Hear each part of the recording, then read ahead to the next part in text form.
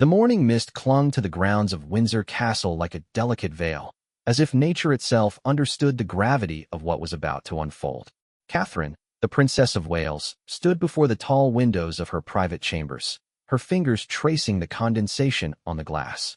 The reflection staring back at her seemed different somehow, older, wearier, yet filled with a quiet determination that had carried her through countless moments of public scrutiny and private struggle. She had always known this day would come. From the moment she first stepped into the world of the British royal family, she understood that every breath, every gesture, every moment would be watched, analyzed, and judged. But nothing could have prepared her for the weight of what she now faced. The decision that had kept her awake for weeks, the choice that would change everything she had worked so hard to build. The palace corridors seemed unusually quiet that morning. Even the usual bustle of staff members preparing for the day's engagements felt muted, as if everyone sensed the tension that had been building for months. Catherine made her way through the familiar halls, her footsteps echoing softly against the ancient stones that had witnessed centuries of royal drama, triumph, and heartbreak. In the distance, she could hear the faint sound of William's voice as he spoke with his private secretary about the upcoming state visit. His tone was professional, measured, the same voice that had addressed Parliament, comforted grieving families, and spoken at countless charitable events. Yet Catherine knew him well enough to detect the underlying strain, the carefully controlled emotion that he kept hidden from the world. Their relationship had been the subject of intense media fascination from the very beginning. The fairy tale romance between the future king and the commoner who captured his heart had captivated millions around the world. Their wedding day at Westminster Abbey had been watched by nearly 2 billion people, a spectacle of tradition and hope that seemed to promise a new chapter for the monarchy. But fairy tales, Catherine had learned, were far more complicated in real life. The pressures of royal duty, the constant scrutiny, the weight of tradition, all of it had slowly chipped away at the spontaneous young woman who had once laughed freely at university parties and dreamed of a simple life working in photography or art curation. The transformation had been gradual, almost imperceptible at first. Small compromises here and there, adjustments to her natural personality to fit the mold of what a future queen should be. She had learned to speak in measured tones, to choose her words carefully, to smile graciously even when her heart was breaking. The vibrant Catherine Middleton who had caught William's eye at St. Andrews University had slowly disappeared, replaced by the polished, perfect Princess of Wales. But the cost of that transformation was becoming unbearable. The sleepless nights when she questioned every decision, every public appearance, every carefully crafted statement. The moments when she caught glimpses of her old self in mirrors and felt like she was looking at a stranger. The growing distance between who she had been and who she was expected to become.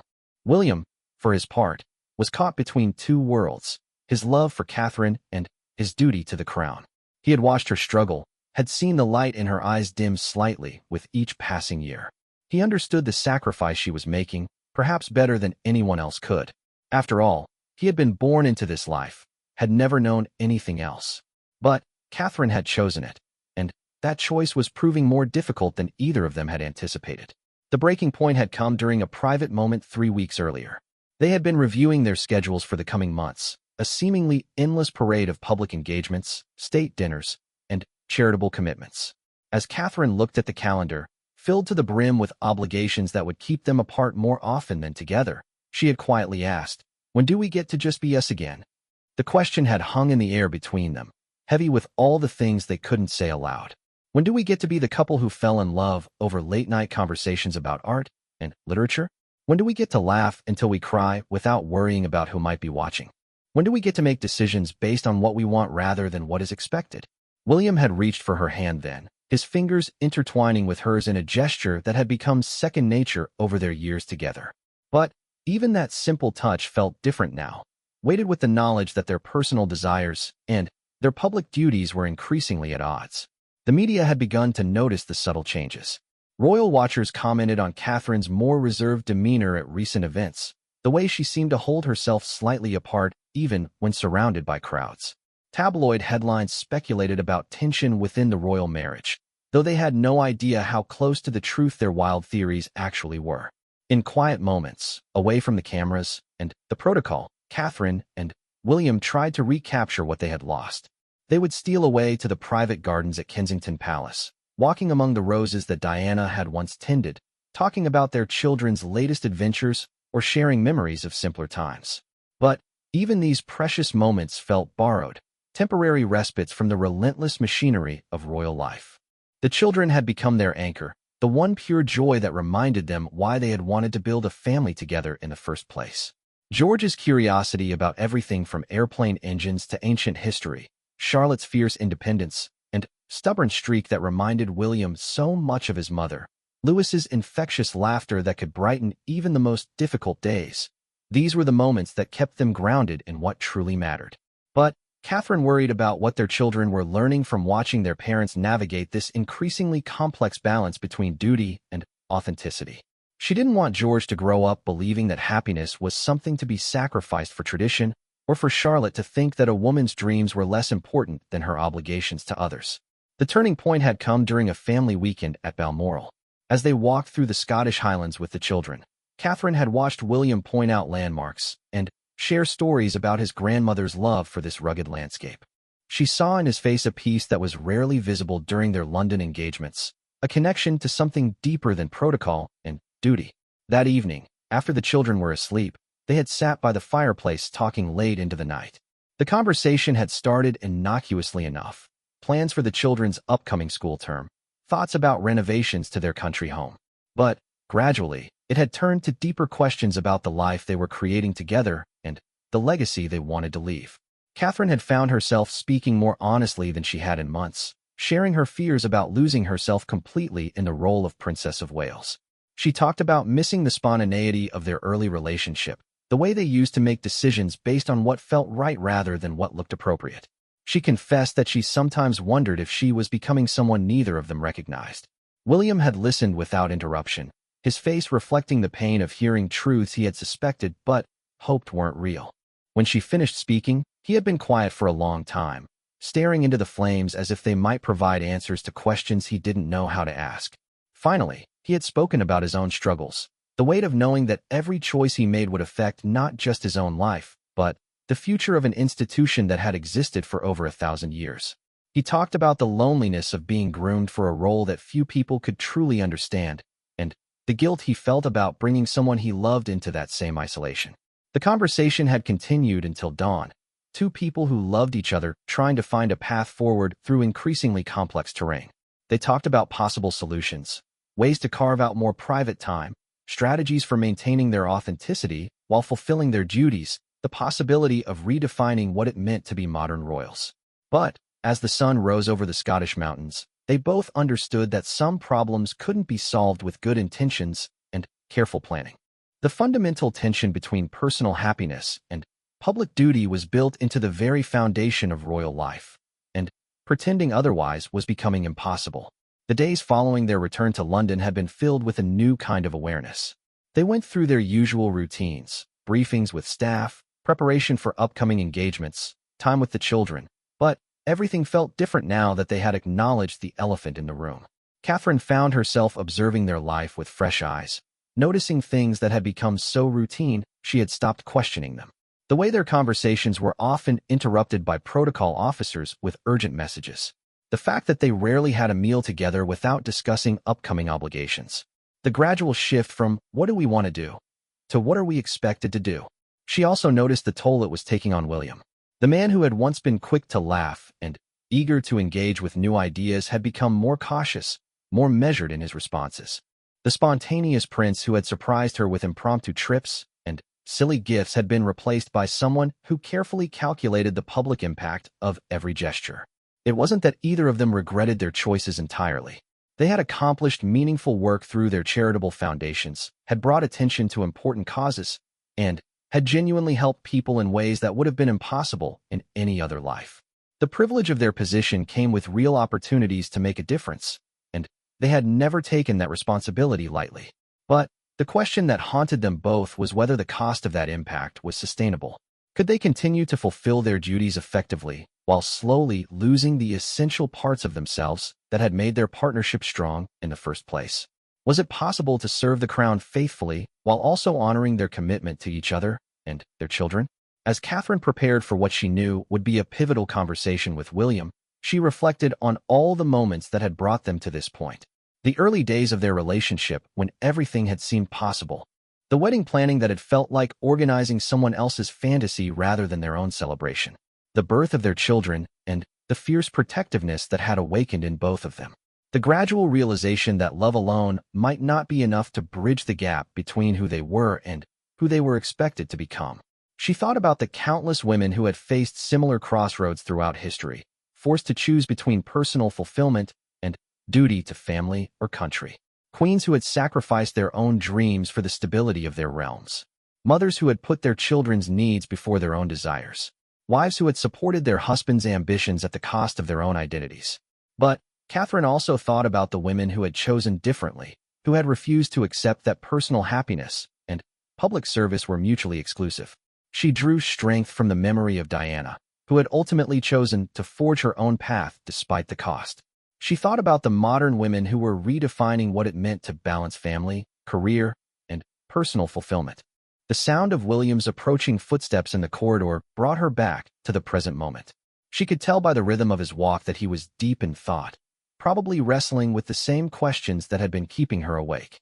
In a few minutes, they would need to have the conversation they had both been avoiding, the one that would determine not just their own future, but the future of their family and potentially the monarchy itself. Catherine took a deep breath and prepared to face whatever came next, knowing that the woman who emerged from this conversation would be fundamentally different from the one who entered it. The fairy tale was ending, but perhaps that meant a new, more authentic story was about to begin. The drawing room at Kensington Palace felt different that morning, as if the very walls were holding their breath in anticipation of what was about to unfold. William entered quietly, his usual confident stride replaced by something more hesitant, more careful. He had spent the past hour walking through the palace gardens, trying to organize his thoughts and prepare for a conversation he had dreaded and anticipated in equal measure. Catherine was already there, seated in the chair by the window where the morning light created a soft halo around her auburn hair. She looked up as he entered, and, in that moment, years of shared understanding passed between them. They both knew why they were here, what needed to be discussed, and how much hung in the balance. "Good morning," she said softly, her voice carrying none of its usual warmth. It wasn't coldness exactly, but rather the careful neutrality she had learned to adopt when difficult topics needed to be addressed. William recognized the tone. He had heard it in countless meetings with palace officials when personal feelings had to be set aside for the greater good. He settled into the chair across from her, maintaining the proper distance that had somehow become automatic between them, even in private moments. When had they stopped sitting close together on the sofa? When had they begun choosing separate chairs like polite strangers rather than intimate partners? The realization struck him with unexpected force. "I've been thinking about our conversation at Balmoral," William began, his hands clasped tightly in his lap. "About everything you said, and everything I should have said, but didn't know how to express." Catherine nodded, her gaze steady but guarded. She had spent weeks preparing for this moment, knowing it would require every ounce of strength she had developed during her years in the public eye. "I've been thinking too. About us, about the children, about what we're building here, and whether it's sustainable." The word sustainable hung between them, clinical and businesslike. It was the kind of language they used in meetings about charitable initiatives or environmental policies, not the way people usually talked about their marriages. But their marriage had long ago ceased to be a purely personal matter. It was an institution, a symbol, a carefully managed public asset. "I know I haven't been the partner you needed these past few years," William said, his voice heavy with regret. "I've been so focused on doing everything right, on fulfilling expectations, that I lost sight of what was happening to us." "To you." Catherine's expression softened slightly, though she didn't allow herself to be drawn into the familiar pattern of reassurance and forgiveness that had characterized so many of their previous difficult conversations. "It's not about fault, William. We both made choices based on what we thought was right at the time. But I can't pretend anymore that those choices aren't affecting our children, our relationship, and our ability to be effective in our roles." The mention of their children created a shift in the atmosphere. Both of them leaned forward slightly, their parental instincts overriding their careful emotional distance. George, Charlotte, and Louis had become the center of their universe, the one area where their priorities remained perfectly aligned despite their other struggles. "What are you saying exactly?" William asked, though his tone suggested he already knew the answer. The careful way Catherine had phrased her statement, the formal distance she was maintaining, these were warning signs he had learned to recognize during his years in diplomatic circles. Catherine took a deep breath, drawing on reserves of courage she had been building for months. I'm saying that I need to step back. Not from the children, never from the children, but from the public role, from the expectations and the protocol and the constant performance of being the perfect princess. The words seemed to echo in the quiet room long after she had spoken them.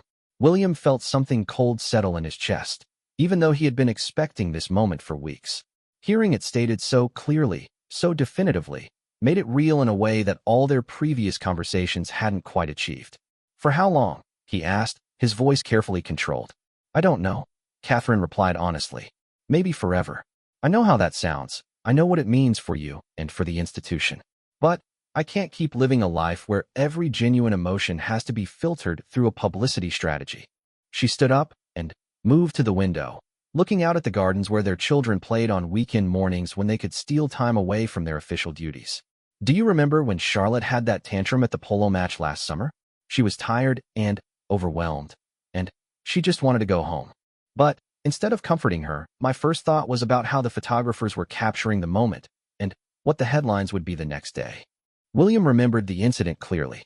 He also remembered his own complicated feelings as he watched Catherine struggle between her maternal instincts and her awareness of being constantly observed. That wasn't your fault, he said quietly. Wasn't it? Catherine turned back to face him. I've become someone who calculates the public impact of comforting my own child. What does that say about who I'm becoming? What does it teach our children about authenticity and love and what really matters? The question hung between them, unanswerable and devastating in its implications. William had wrestled with similar concerns about his own parenting, about the ways royal protocol interfered with natural family dynamics. But he had been raised in this environment. He knew no other way of being. Catherine had chosen this life as an adult, which somehow made her gradual loss of spontaneity more tragic.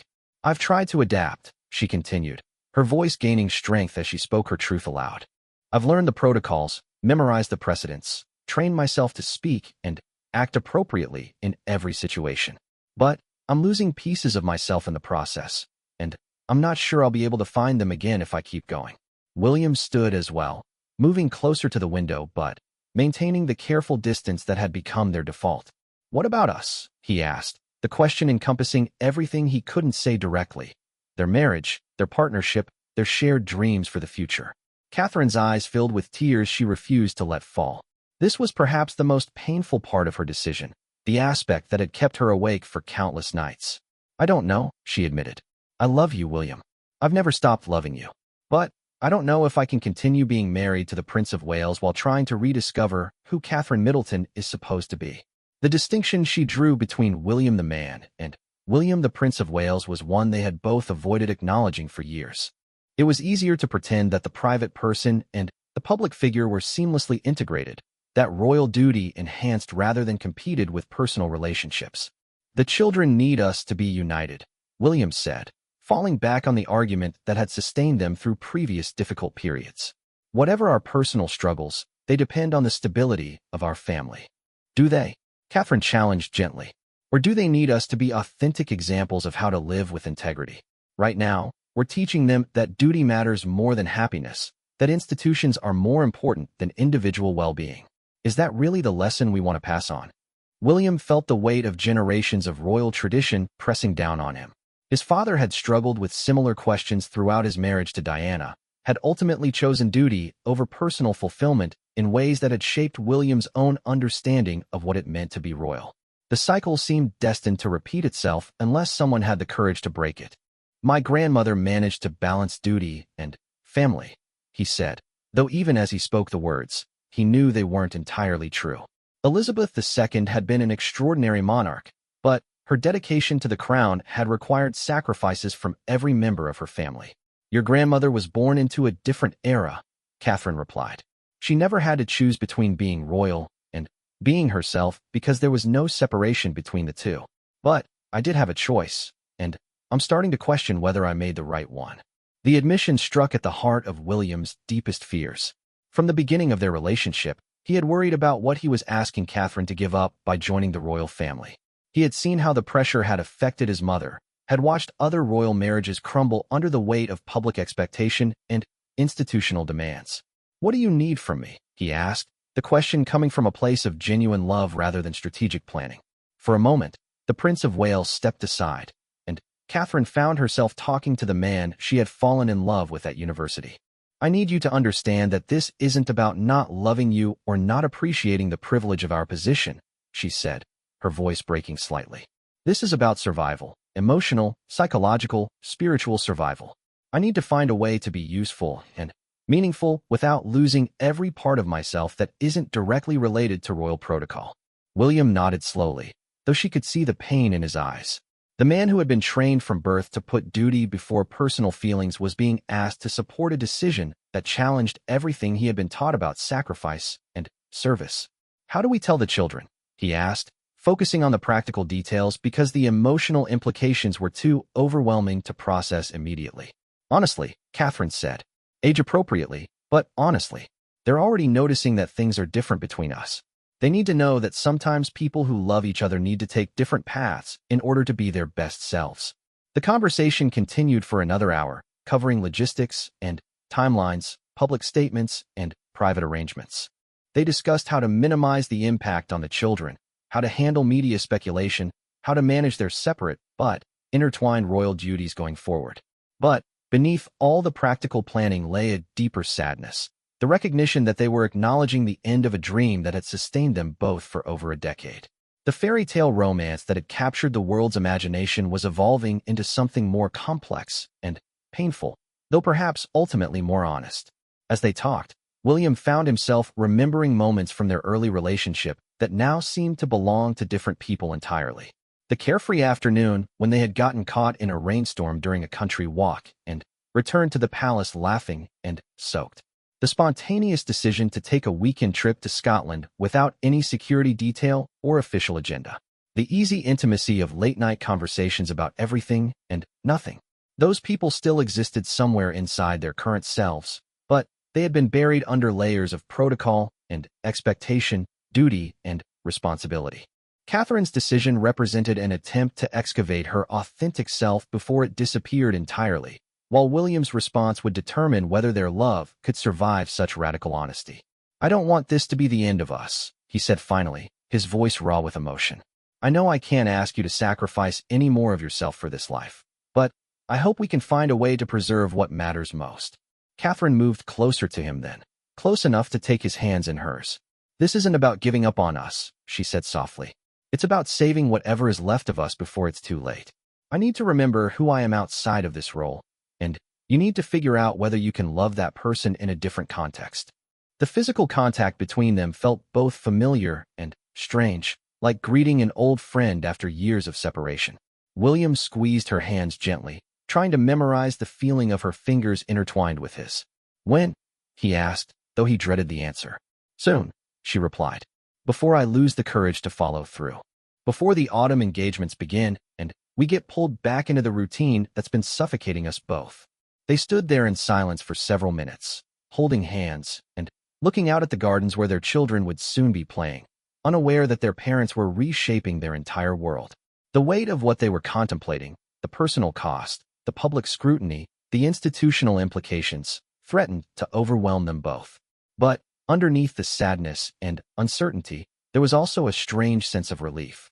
They had finally acknowledged the truth that had been growing between them for months, had stopped pretending that willpower and good intentions would be enough to bridge the gap between duty and authenticity.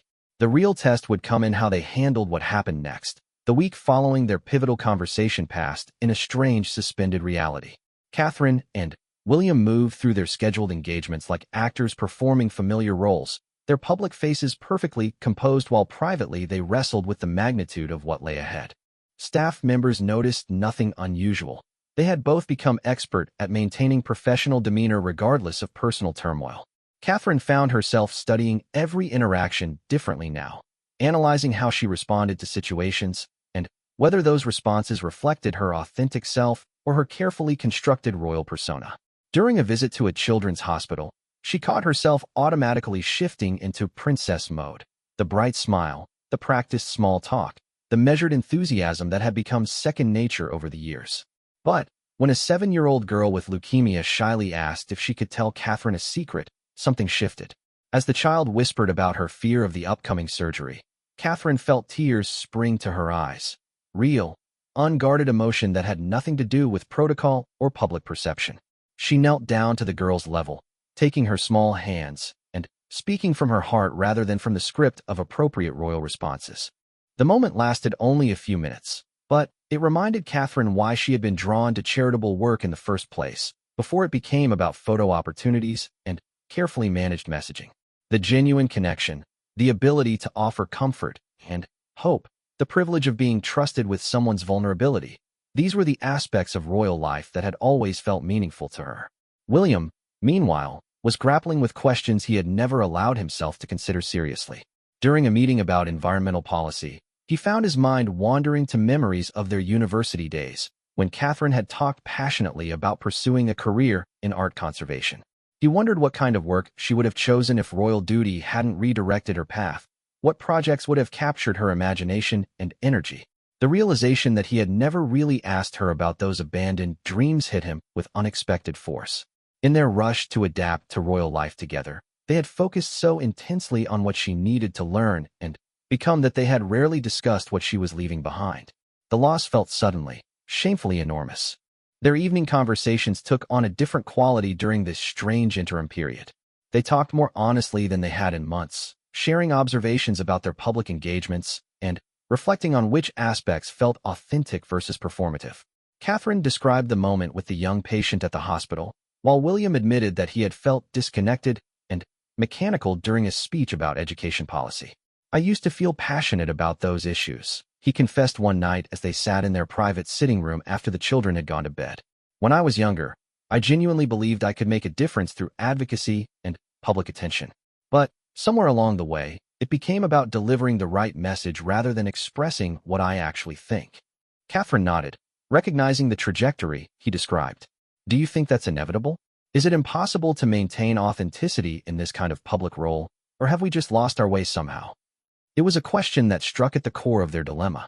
Were they experiencing the natural evolution of any public figure who learns to manage their image effectively, or had they crossed some invisible line where performance replaced genuine expression? The distinction mattered enormously, because it would determine whether their current crisis was a temporary rough patch or a fundamental incompatibility. The children provided both anchor and urgency to their deliberations. George, at 10, was becoming increasingly curious about the formal aspects of royal life, asking questions about protocol and precedents that revealed his growing awareness of his future responsibilities. Charlotte, 8, had inherited her mother's artistic sensibilities along with her father's stubborn streak, creating a personality that would never quite fit traditional royal expectations. And Louis, still young enough to view palace life as an elaborate playground, remained blissfully unaware of the weight that would eventually settle on his shoulders. Catherine watched their children navigate royal expectations with growing concern. She saw George automatically straightening his posture when photographers appeared, had noticed Charlotte suppressing her naturally exuberant personality during formal events. Even Louis was beginning to understand that certain behaviors were expected in public that felt different from how he acted at home. "They're learning to perform themselves," she told William one morning as they watched the children practice walking in formation for an upcoming family portrait. "George is 9 years old, and he already knows to present a certain image to the world. Is that what we want for them?" William watched his eldest son carefully maintain proper spacing from his siblings, his small face serious with concentration. The sight stirred uncomfortable memories of his own childhood, the early lessons in public deportment that had gradually shaped every aspect of his personality. He had assumed those lessons were simply part of growing up royal, but seeing them applied to his own children made him question whether the cost was acceptable. The pressure of making a decision was intensified by external factors neither of them could control. Royal biographers had begun reaching out to palace press secretaries, fishing for information about upcoming projects and changes to Catherine's role. Social media speculation about the couple's relationship dynamics had increased, with amateur analysts dissecting their body language during public appearances. Most challenging were the well-meaning interventions from family members who sensed something was amiss. William's father called several times to discuss coordination of charitable initiatives, conversations that felt like gentle probing about Catherine's state of mind. His stepmother offered to include Catherine in a private retreat for royal women, an invitation that felt both supportive and like an attempt to provide counseling disguised as social activity. Catherine's own family struggled with how to offer support without overstepping boundaries. Her mother called regularly but seemed afraid to ask direct questions, while her siblings sent cheerful text messages that felt like attempts to maintain normalcy in an increasingly abnormal situation. The isolation of their position meant that the people who loved them most were often the least equipped to help. The palace machinery continued its relentless operation around them, scheduling events months in advance and requiring decisions about Catherine's involvement that couldn't be postponed indefinitely. Each commitment they accepted felt like a small betrayal of the conversation they were having, while each engagement they declined would inevitably generate speculation and questions. "We need to set a deadline," Catherine said finally, during a particularly difficult evening when they had spent hours discussing the same questions without resolution. "We can't keep living in this liminal space indefinitely. The uncertainty is worse for everyone than whatever decision we make."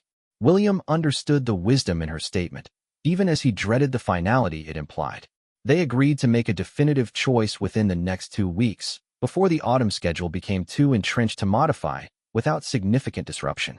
The decision-making process forced them to confront questions they had avoided for years. What did they each value most about their current life, and what would they be willing to sacrifice to preserve those elements? How important was public approval compared to personal authenticity? What legacy did they want to create for their children, and what examples did they want to set about marriage and compromise? Catherine spent hours walking alone through Kensington Gardens, trying to envision what her life might look like outside the royal structure. She imagined returning to university to complete advanced degrees in art history or child psychology. She pictured herself working for a small nonprofit organization, able to develop deep expertise in a specific area rather than spreading her attention across dozens of causes for symbolic rather than substantive reasons. But she also tried to honestly assess what she would miss about royal life.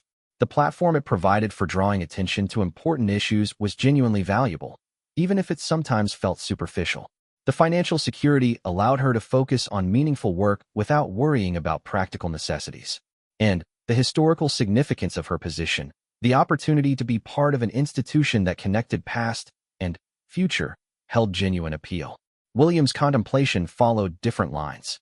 He had no choice about remaining in royal life. His position was determined by birth rather than marriage. But Catherine's potential departure forced him to examine what kind of royal he wanted to be and whether his current approach was sustainable or effective. He thought about his grandmother's reign, her unwavering dedication to duty, and the stability it had provided the country through decades of social and political change.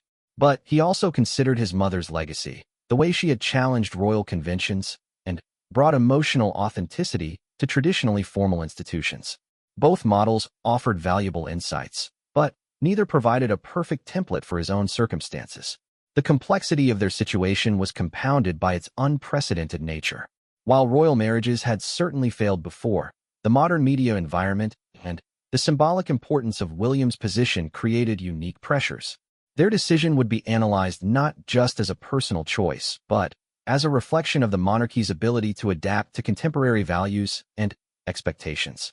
They would spend the final week before their deadline living as consciously as possible, paying attention to their authentic responses to each situation they encountered. They would ask themselves hard questions about motivation and satisfaction, about duty and joy, about the kind of partnership and family they wanted to create. Most importantly, they would stop trying to convince each other of anything. Catherine would not argue for why she needed to leave, and William would not try to persuade her to stay.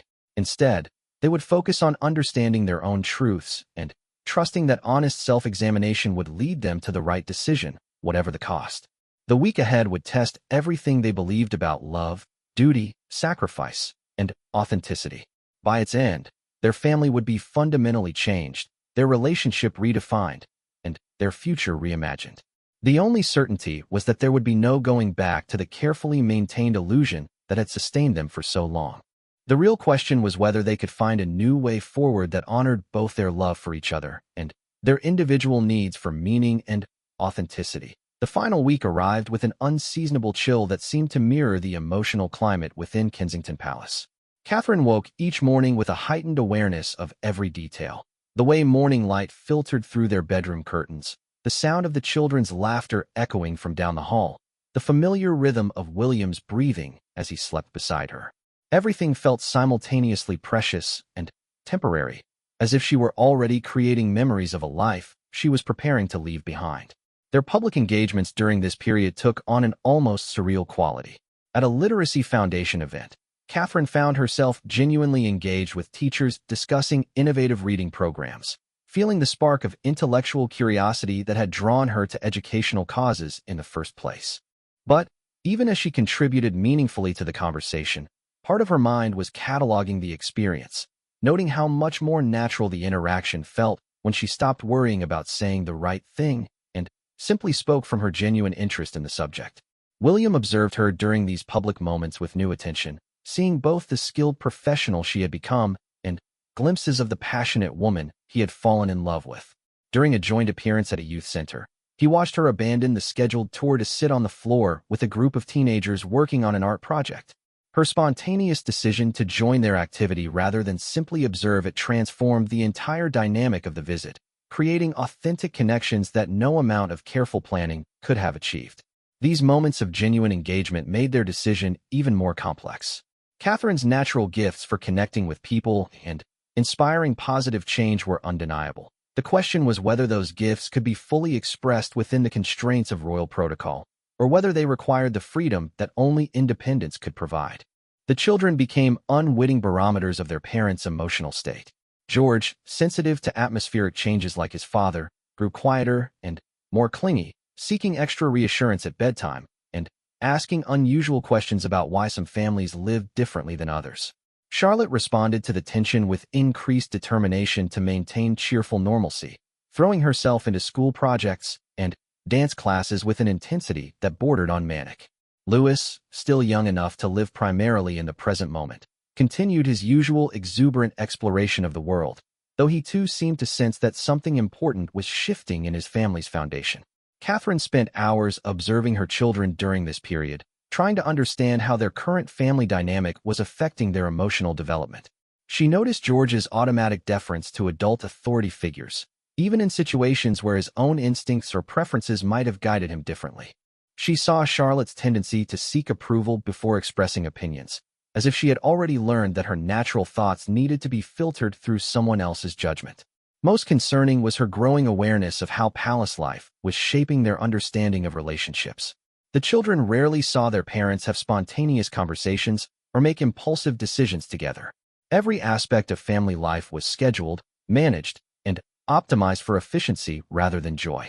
They were learning that love meant dutiful cooperation rather than passionate engagement, that successful partnerships were measured by public perception rather than private satisfaction.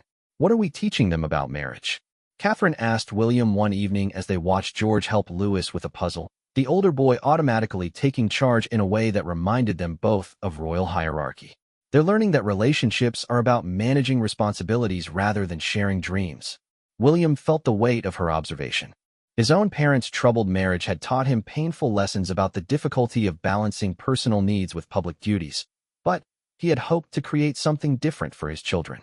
The realization that they might be unconsciously replicating destructive patterns was deeply unsettling. Maybe that's why this decision is so important, he replied slowly. Maybe showing them that people can choose authenticity over convenience, even when it's difficult, is the most valuable lesson we can teach them. It was the closest he had come to explicitly supporting her choice to leave, and Catherine felt both relief and sadness at his words. She had hoped he might find a way to convince her that staying was possible without sacrificing her essential self. But his growing acceptance of her decision, while painful, also felt like a form of love, perhaps the truest form he could offer. Their conversations during this final week covered practical territory they had avoided in earlier discussions. How would custody arrangements work if Catherine established an independent residence? What level of ongoing involvement would she have in royal functions? How would they explain the change to extended family members and longtime staff? Each detail required negotiations between their personal needs and the institutional requirements that would outlive any individual relationship. The palace staff, professional and discreet as always, began implementing contingency plans without being explicitly told what was coming. Private secretaries quietly cleared Catherine's calendar beyond a certain date, while security personnel reviewed protocols for protecting a non-royal family member who would still require some level of protection as the mother of future monarchs. Catherine found herself paying attention to these arrangements with mixed emotions. The efficiency with which the palace machinery adapted to her potential departure was both impressive and heartbreaking. It demonstrated how thoroughly her role had been systematized, how easily someone else could step into her public responsibilities. But it also highlighted how difficult it would be to extricate herself from the institutional web that had grown around her over the past decade. The media speculation during this period became increasingly aggressive, with photographers camping outside their various residences and royal correspondents publishing detailed analyses of every public appearance. Catherine's slight weight loss and William's more serious demeanor during official functions provided fodder for endless commentary about the state of their marriage. Most painful were the well-meaning articles celebrating their partnership and expressing hope that they would weather whatever private challenges they might be facing. Reading public praise for a relationship that was quietly dissolving felt like a betrayal of all the people who had invested emotionally in their story. The gap between public perception and private reality had never felt more stark or more damaging. "I feel like we're lying to everyone," Catherine said after reading a particularly glowing magazine profile about their charitable partnership. "All these people who believe in what we represent, and we can't even make it work in private." William understood her guilt, but also recognized the impossible position they were in. "We're not responsible for other people's fantasies about our relationship," he reminded her gently. "We never promised to be perfect. The public decided to project that onto us."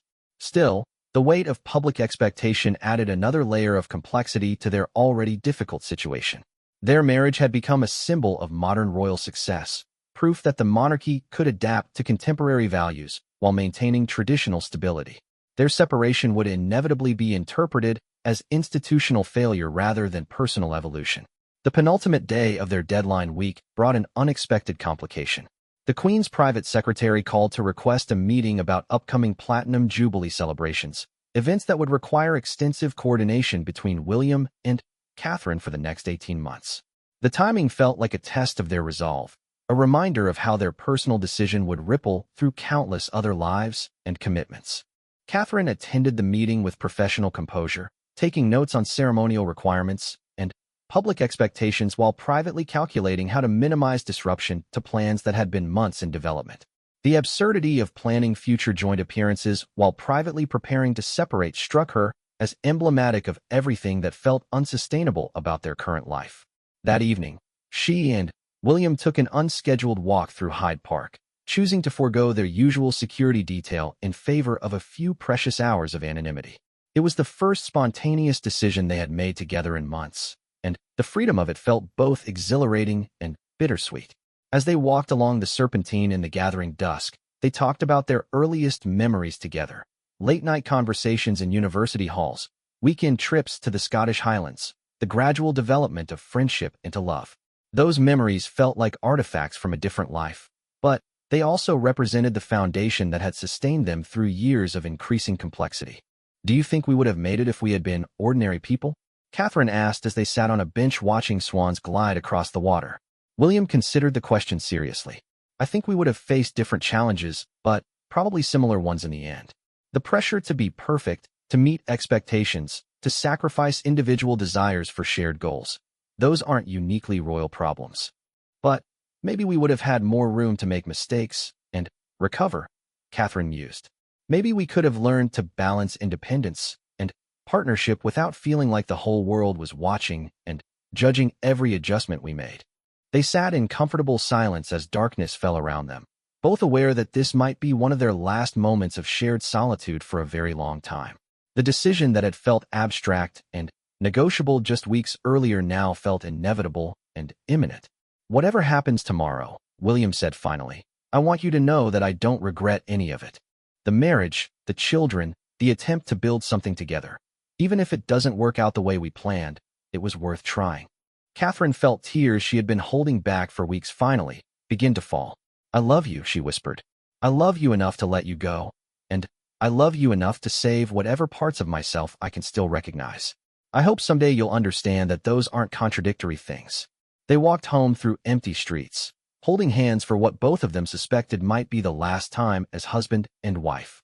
The palace lights were warm and welcoming in the distance, but they no longer felt like home in the way they once had.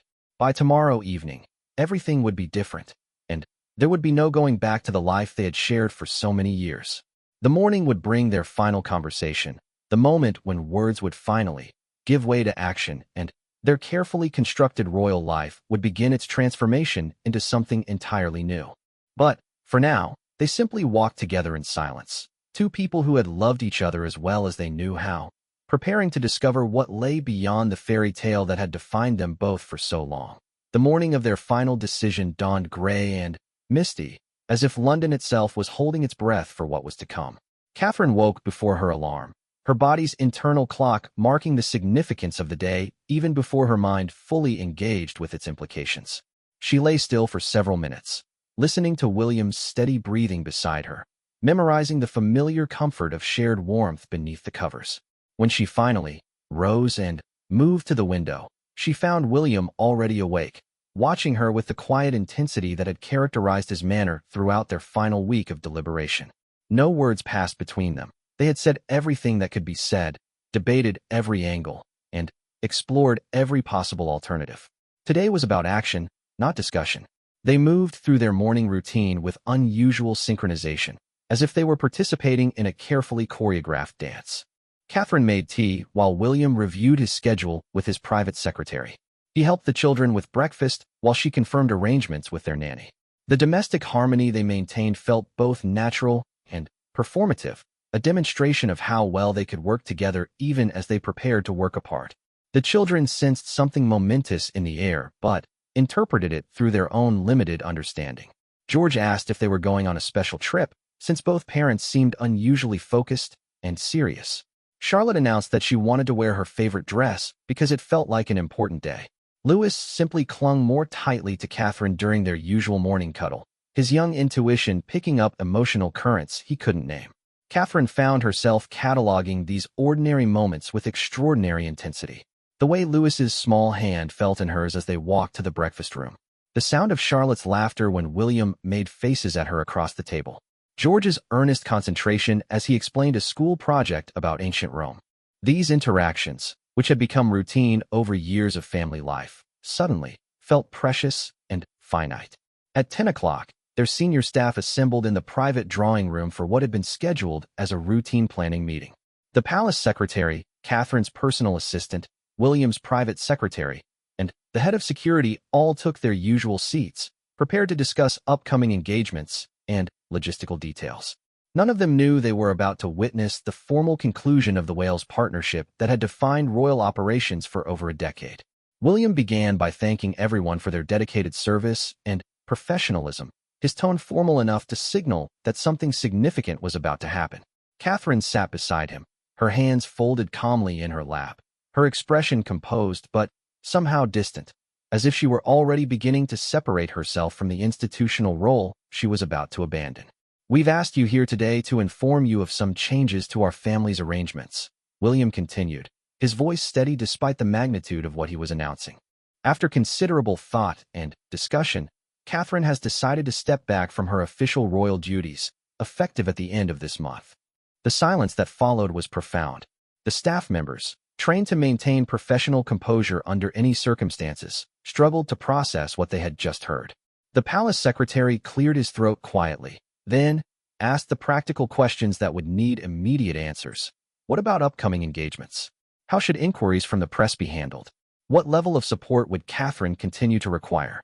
Catherine answered these questions herself, her voice clear and decisive. She had prepared for this moment, had thought through every detail of her transition from working royal to private citizen. She would complete her current commitments through the end of the month, would release a personal statement explaining her decision, and would work with the palace communications team to ensure a smooth handover of her patronages to other family members. "This is not a reflection of any dissatisfaction with the important work we've been able to accomplish together," she emphasized, looking each staff member in the eye. "You have all been extraordinary partners in meaningful projects that have made a real difference in people's lives. My decision is about personal circumstances that require a different approach to balancing family and public service." The meeting continued for another hour, covering practical arrangements and timelines. Throughout the discussion, Catherine and William maintained perfect professional courtesy with each other, their interactions indistinguishable from any of the thousands of other planning sessions they had conducted over the years. Only someone who knew them intimately would have noticed the careful distance they maintained, the way they avoided direct eye contact, the subtle formality that had replaced their usual easy partnership. After the staff departed to begin implementing the transition plans, Catherine and William found themselves alone in the drawing room where they had first acknowledged their marital crisis just weeks earlier. The formal announcement had made their decision real in a way that all their private conversations had not quite achieved. There was no going back now, no opportunity for last-minute reconsideration. "How do you feel?" William asked, the first personal question he had posed in hours. Catherine considered before answering. "Terrified," she admitted, "but also relieved, and grateful that we found a way to do this with dignity, without destroying everything we built together." The next several hours passed in a blur of phone calls and meetings as the palace machinery adjusted to accommodate Catherine's decision. Extended family members had to be notified before the news became public. Key staff members needed briefings about how to handle the transition. Security arrangements required review and modification. Through it all, Catherine felt herself becoming more observer than participant, watching the institution respond to her departure with the same efficient professionalism it brought to every challenge. The realization that royal life would continue seamlessly without her was both liberating and slightly deflating. She had become more replaceable than she had understood. The children returned from school that afternoon to find their parents waiting together in the family sitting room, their serious expressions signaling an important conversation ahead. Catherine and William had spent hours planning how to explain the changes to George, Charlotte, and Louis, knowing that their children's understanding and acceptance would be crucial to making the transition work. "We need to talk to you about some changes that are going to happen in our family," Catherine began, her voice gentle but clear. "Mummy has decided that she needs to step back from some of her royal duties so she can spend more time focusing on being your mom and figuring out what other kinds of work might make her happy." George, ever perceptive, immediately grasped the implications. "Are you getting divorced?" he asked, his young face serious with concern. "We're taking some time to figure out what kind of family arrangement works best for everyone," William replied carefully. "Mummy will be living in a different house sometimes, but you'll still see both of us regularly, and we'll still make all the important decisions about your lives together." Charlotte wanted to know if the changes meant she wouldn't get to wear pretty dresses to royal events anymore, while Louis was primarily concerned about whether his favorite stuffed animal could go back and forth between houses. Their questions revealed the innocence of their understanding, but also their resilience. They were focused on concrete details rather than abstract concepts of marital failure or institutional obligation. The conversation continued for over an hour, with Catherine and William working together to address each child's concerns and reassure them about the stability of their love and support. Despite the sadness underlying the discussion, there were moments of unexpected lightness when the children's practical questions revealed amusing gaps in their understanding of royal life. That evening, after the children had gone to bed, Catherine and William shared their last dinner as a married couple living under the same roof. They had dismissed the staff early, wanting privacy for this final intimate conversation. The dining room, where they had hosted countless official functions and celebrated numerous family milestones, felt both familiar and strange as the setting for their personal farewell. "Do you think we're making the right choice?" William asked as they lingered over wine neither of them was really drinking. "I think we're making the only choice that allows us both to remain whole," Catherine replied. "Whether that's right in some objective sense, I don't know. But it's honest, and that feels more important right now than being right." They talked about practical arrangements one final time, how often they would see each other, how they would handle public appearances, what they would tell curious friends and family members. But mostly they talked about their children and their shared commitment to providing stability and love despite the unconventional nature of their evolving relationship. As the evening grew late, they found themselves reminiscing about their early days together, sharing memories that felt both distant and immediate. The university students who had fallen in love over late-night conversations about art and philosophy seemed like different people entirely, yet their hopes and dreams echoed in the careful plans they were making for their children's future. "I keep thinking about something you said years ago," Catherine murmured as they finally prepared to part ways. About how real love means wanting the other person to be happy, even when their happiness requires sacrifices from you. William nodded, remembering the conversation from their engagement period, when they had talked optimistically about building a partnership that could withstand any pressure. They had been naive about the challenges they would face, but perhaps their youthful idealism had contained more wisdom than they had realized. The moment of final goodbye arrived without fanfare or dramatic gesture. They stood in the entrance hall of their family home, Catherine holding a small suitcase containing the few personal items she would need for her first night in the temporary residence that had been arranged for her. Tomorrow she would begin the complex process of establishing an independent life, but tonight she was simply a woman saying goodbye to the man she had loved for over a decade. "Thank you," she said quietly, the words encompassing everything they had shared and everything they were choosing to release. "For loving me well enough to let me go. For being brave enough to choose authenticity over convenience. For showing our children what it looks like when people honor their truth even when it's difficult." William reached for her hand one last time, squeezing her fingers gently before releasing them. "Thank you for being willing to take this risk," he replied.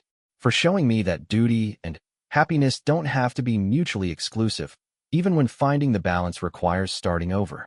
They embraced briefly, a gesture that felt both like greeting and farewell, hello and goodbye, ending and beginning. When they separated, Catherine picked up her suitcase and walked toward the door where her security detail waited quietly in the shadows. She didn't look back as the car pulled away from Kensington Palace, but she did roll down the window to feel the cool night air against her face. For the first time in years, she had no idea what tomorrow would bring, no scheduled appointments or public expectations to fulfill. The uncertainty was frightening, but it was also exhilarating. A blank canvas where she could begin painting a new version of herself. Behind her, William stood at the window watching the taillights disappear into the London traffic. The palace felt enormous and empty around him, but also somehow more honest than it had in months. The performance was over, the careful pretense of perfect partnership finally abandoned in favor of messy, complicated truth. In their separate beds that night, both Catherine and William lay awake thinking about their children sleeping peacefully down the hall, unaware that their parents had just completed the most difficult conversation of their lives. Tomorrow would bring new challenges, public scrutiny, and the hard work of rebuilding their family structure around love rather than obligation. But they had done something unprecedented in royal history. They had chosen authenticity over tradition, personal growth over institutional convenience, honest struggle over comfortable pretense. Whether their decision would ultimately prove wise remained to be seen, but it was unquestionably brave. The fairy tale was over, but perhaps something more meaningful was just beginning.